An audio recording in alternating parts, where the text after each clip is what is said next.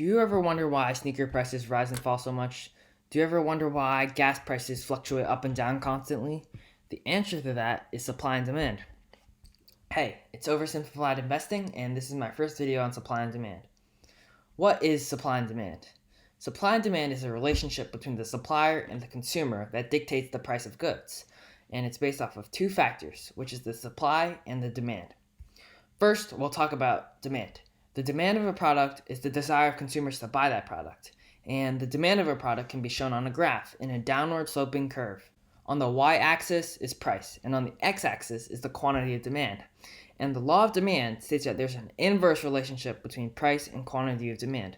So basically, this means that if the price of a good is high, the demand will be low. And if the price of a good is low, the demand will be high.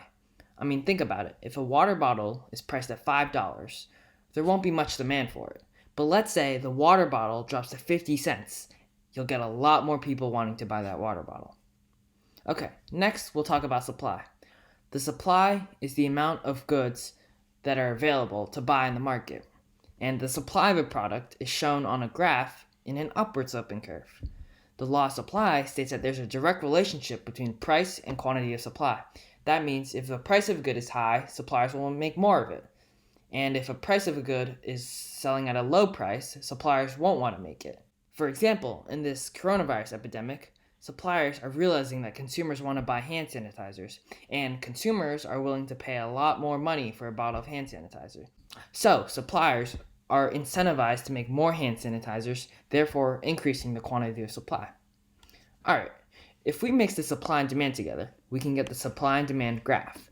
This graph combines the desires of the consumers with the desires of the suppliers, and when you mix those together, you get the price of a product. Alright, so now let's look at what happens if the supply exceeds the demand. A kid makes 1,000 bottles of lemonade and prices them at $10. They're selling this on the street, and out of the thousands of people that walk by the lemonade stand, only 100 people buy this $10 lemonade. This is called the surplus, when the suppliers make too much of a product. To fix this, they must lower the price of the lemonade so more people are willing to buy it.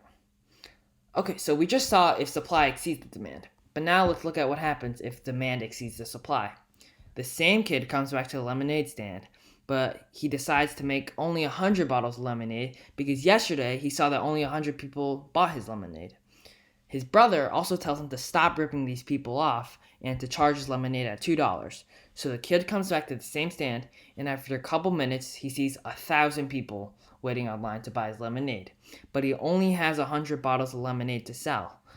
This is called a shortage when there is not enough of a product to satisfy demand, and to maximize his profits, he must increase the price of his lemonade.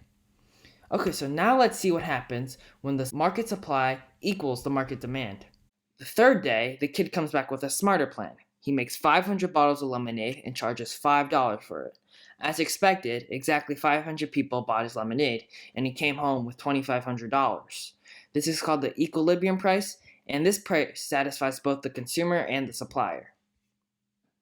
Thank you for listening, and make sure to like and subscribe for more oversimplified investing content.